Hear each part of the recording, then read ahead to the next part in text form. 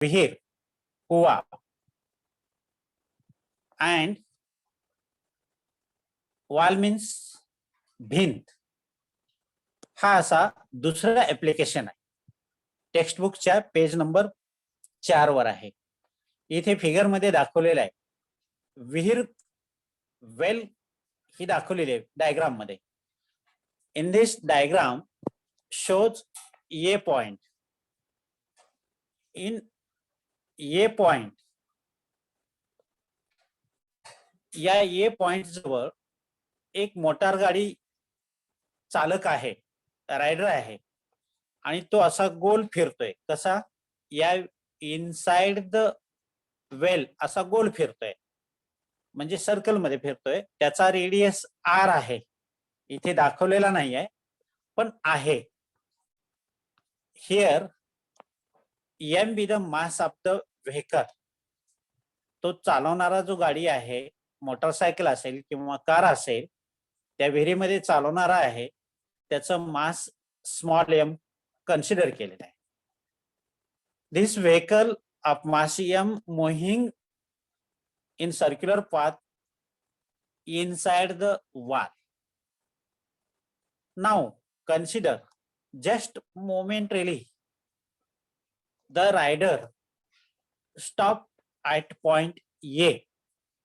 समजा तो फिरता फिरता जस्ट तो या ठिकाणी जस्ट मोमेंटरीली क्षणिक थांबलाय. थांबता येत नाहीये. जस्ट आपण फोटो घेतली स्टॉप मोशन मधली, अशी सिच्युएशन कन्सिडर करा. At time it's weight mg directed towards the center of the earth. Here shown here figure, directed towards the center of the earth. This weight balanced by the frictional force in between tire and wall, and this frictional force is directed upward direction, and that is Fs. तर या ठिकाणी या ठिकाणी तो just momentary तो वाहन, तो vehicle stop आहे असं समजा. त्याचं वजन, वेट नेहमीच पृथ्वीच्या सेंटरकडे डायरेक्ट असतं, आणि त्याला बॅलन्स या पॉइंटच्या ठिकाणी त्याला बॅलन्स होणारा फ्रिक्शनल फोर्स Fs आहे.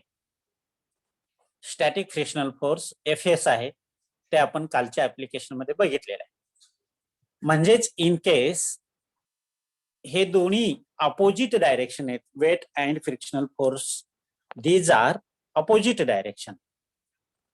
म्हणजेच विच इज बॅलन्स, एकमेकांना बॅलन्स करतात.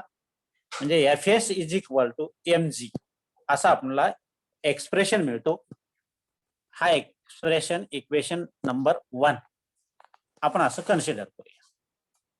नेक्स्ट थिंग, दुसरा पॉइंट. आता इथे नॉर्मल दिसते बघा तुम्हाला. हा डॉटेड सर्कल आहे. या सर्कल मध्ये इथे n दिसतो. n दिसतो ना? हा, तर तो n हा काय असेल? Normal reaction. या ठिकाणी नॉर्मल रिएक्शन त्या वाहनावर असेल. त्या वाहनावर बसलेल्या व्यक्तीच्या डोक्यावर n असतो, आणि तो n हा इथे आपल्याला directed towards the centre of the circle along the radius. रेडियसच्या डायरेक्शननं सेंटरकडे जात असलेला दिसतोय. लाल अक्षरामध्ये इथे मी नोटिंग केलेलं आहे हा n.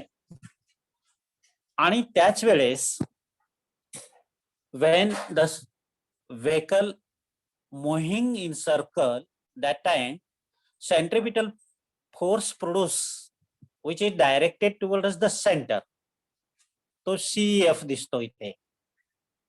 म्हणजेच in this case normal reaction and centripetal force हे एकाच डायरेक्शन आहेत, आणि ते दोघेही इक्वल आहेत.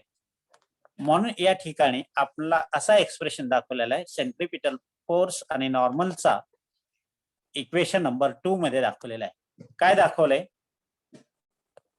Equal n is equal to M R omega square और दुसरा एक्सप्रेशन आहे M V square by R. असे दोन इक्वेशन आपल्याला मिळालेले आहेत. कालही असेच आपल्याला यापेक्षा वेगळे थोडेसे दोन इक्वेशन मिळाले होते आणि या दोन इक्वेशनच्या नंतर काल पण आपण वी नो असं म्हणून एक इक्वेशन घेतलेला होता आणि this equation we express in previous class 11th. Fs is directly proportional to n normal reaction. That is equal to mu s n. What is mu s? Mu s is the coefficient of friction between tire and rod. We know about. In this case, but म्हणलेला आहे. but म्हणजे परंतु. काल but नव्हता.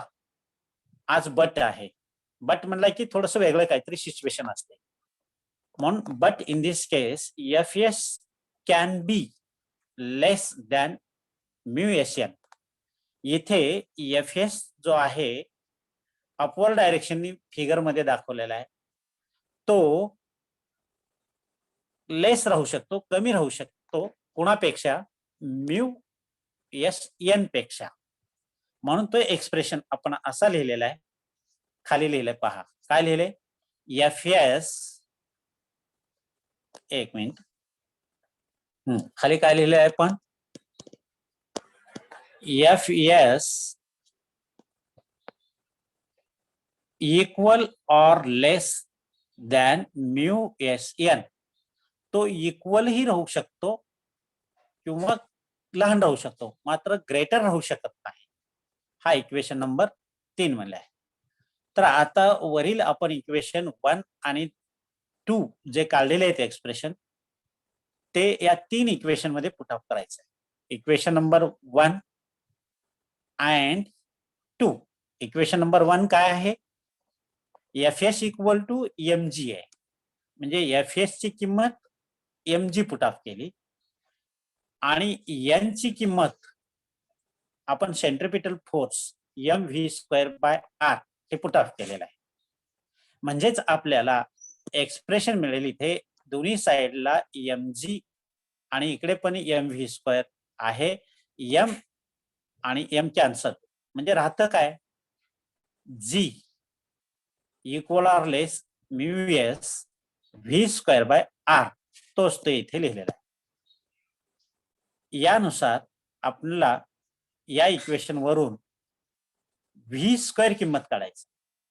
V square किंमत काढताना काय करायचं आहे? तर मग रिअरेंज करायचं. मग रिअरेंज केलेलं आहे या इक्वेशन मध्ये. या इक्वेशन मध्ये रिअरेंज काय केलेलं आहे? व्ही स्क्वेअर इथेच ठेवला, आर इथे गुणाकार होईल, म्यू एस डिवाइड. तर आपल्याला काय मिळालं? R G divide by mu S less R equal to V square. म्हणजेच आपल्याला असं मिळतो व्ही स्क्वेअर ग्रेटर और equal to R G upon mu S. म्हणजेच आता इथे स्क्वेअर आहे V, take square root. Square root घेतल्यानंतर काय मिळेल आपल्याला? Minimum linear velocity is equal to under root R G by mu S. What is R? Radius curvature. What is G? Acceleration due to gravity. What is mu s? Coefficient of static friction between tire and wall, भिंत. हे 3 factor झाले. What are depending factors of minimum velocity, linear velocity of vehicle inside wall? असा question राहील. तर मग आपल्याला त्यांचे 4 factor लिहावे लागतील. Number 1 R, number 2 G, number 3 mu आणि चौथा काय लिहावे लागेल? चौथा आपल्याला माहिती आहे, here does not depends upon the mass. Mass दोन्ही साइडचं कटून गेलेला आहे म्हणजे तो व्हेकल किती मास आहे, जास्त आहे का कमी आहे, याच्यावर डिपेंडिंग राहणार नाही आहे. म्हणजे मिनिमम लिनियर व्हेलॉसिटी त्याच्या मासवर डिपेंड्स राहणार नाही. असा एक क्वेश्चन 2 मार्कासाठी विचारला जातो. आणि दुसरा क्वेश्चन काय विचारला जाईल, derive an expression minimum linear velocity of well or wall of depth, असाही क्वेश्चन राहील. तर हे दोन्ही क्वेश्चन तुम्ही लिहून हे होमवर्क करायचं आहे. तर अशा प्रकारचा हा आपण दुसरा application of uniform circular motion